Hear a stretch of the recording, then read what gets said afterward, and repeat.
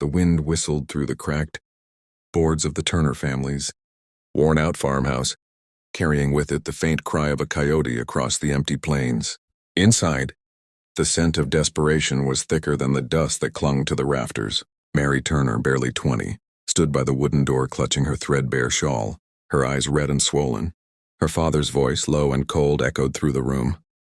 "Ain't no man gonna want a woman who can't give him sons," he spat, pacing before the flickering fire. Her mother sat silent in the corner, her hands twisting the edge of her apron, unable to meet her daughter's gaze.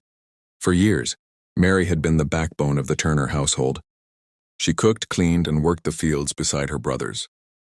But when the local doctor whispered to her mother that Mary would likely never bear children, after a fever took her strength years ago, her fate was sealed.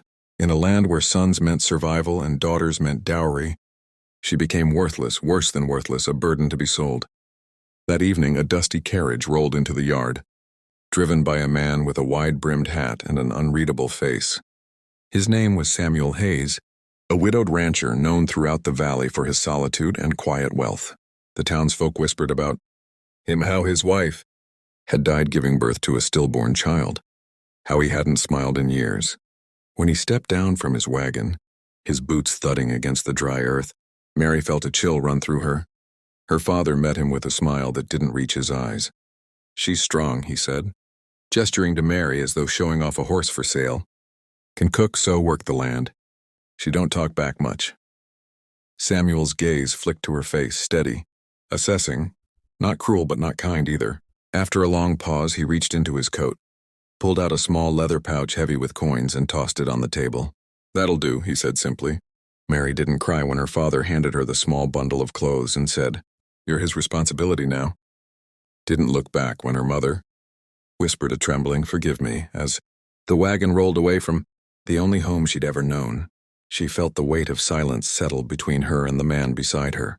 The land stretched endlessly before them, golden, harsh, beautiful, and unforgiving. Hours later, they arrived at his ranch, a vast spread of fields, cattle, and fences that looked more like a fortress than a home. Samuel led her inside the farmhouse, a sturdy wooden structure filled with the faint scent of pine and tobacco. "You can take the guest room," he said quietly, pointing down the hall. "You'll help with meals and keeping the house. We'll figure the rest as we go." Then he turned and disappeared into his study, leaving her standing in the doorway of her new life. That first night, Mary sat by the small window, staring out at the endless fields under the moonlight. The loneliness was suffocating. She thought of her father's hard eyes, her mother's trembling hands, and the finality of the coins clinking on the table. Tears came then, silent and heavy. She wasn't a wife, not really. She was a transaction, a shadow bought and paid for. But as the days turned into weeks, something began to shift. Samuel wasn't cruel. He didn't raise his voice or his hand. He worked from dawn until dusk, repairing fences, tending to cattle, hauling water from the well. He ate her cooking without complaint, though he rarely spoke. Sometimes she caught him watching her, not with desire, but with something quieter, something like sorrow. One morning, as she gathered eggs from the coop, he came up behind her and said softly, "You can ride, can't you?" She shook her head. "My father never let me."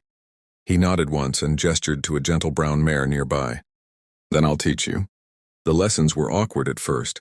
She was clumsy, nervous, afraid of falling. But Samuel was patient, steady as stone. "Trust the horse," he'd say, "and trust yourself." Gradually she learned the rhythm, the balance, the freedom. For the first time in years, Mary felt something she hadn't felt since childhood: joy. One evening, after a long ride, they stopped by a small stream. The sun dipped low behind the hills, painting the sky in hues of gold and crimson. Samuel looked at her then, really looked, and said quietly, "You don't have to be afraid here." She blinked, unsure how to answer. "I'm not afraid," she lied. He smiled faintly, the first she'd ever seen. "You were sold to me because they thought you couldn't give a man a future," he said. "But I lost my future a long time ago. I don't need children, Mary, I need peace." That night, Mary lay awake, hearing his words echo through the quiet house. "I don't need children. I need peace." For the first time, she wondered if perhaps peace was something she could give. Winter came early that year. The ranch turned white beneath a heavy blanket of snow. The fields hushed and still. Mary had grown used to the silence of the place, but lately it felt different, less like loneliness, more like calm. She woke each morning to the crackle of the fire and the smell of fresh coffee brewing in the kitchen.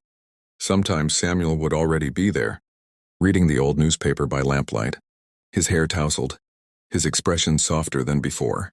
They had settled into a rhythm. She cooked, he worked. They shared meals in comfortable quiet. But every now and then their conversations grew longer, about the weather, the ranch, the stars, the past. She learned he'd come west after the war, that he'd lost his wife in childbirth, and that he'd buried his grief in work ever since. She told him about her family, though she left out the worst of it. One evening he said gently, "You don't owe them anything anymore, Mary." She looked up from her sewing and met his eyes. "I know," she whispered. But deep down she wasn't sure she believed it. One afternoon, while tending the garden, Mary collapsed in the snow. Samuel carried her inside, his heart pounding with fear. The doctor from town arrived hours later, his face grave but kind. "It's exhaustion," he said. "She's been pushing herself too hard." When Samuel brought her soup that night, she tried to sit up. "I'm fine," she murmured. He shook his head. "You don't have to prove anything here." As the days passed and her strength returned, Mary began to see him differently, not as the man who'd bought her freedom from her family, but as the man who'd given her something far greater, dignity. Spring thawed the land, and with it thawed something between them.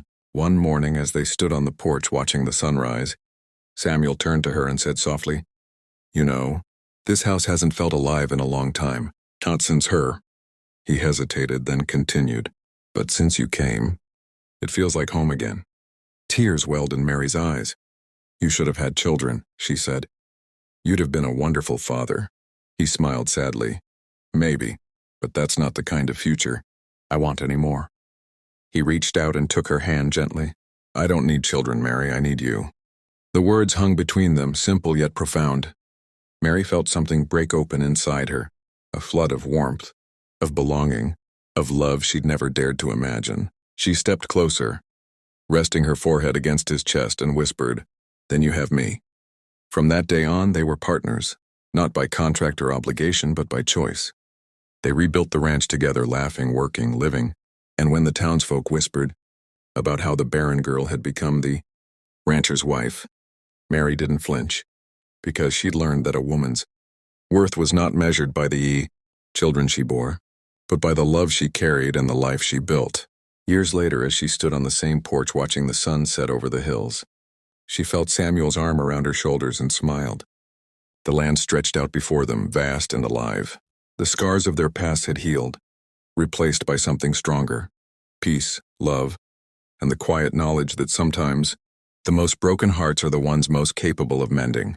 And as the wind whispered through the tall grass, she thought of the girl she once was, the one sold as Barren, and the woman she had become, the one chosen, cherished and free.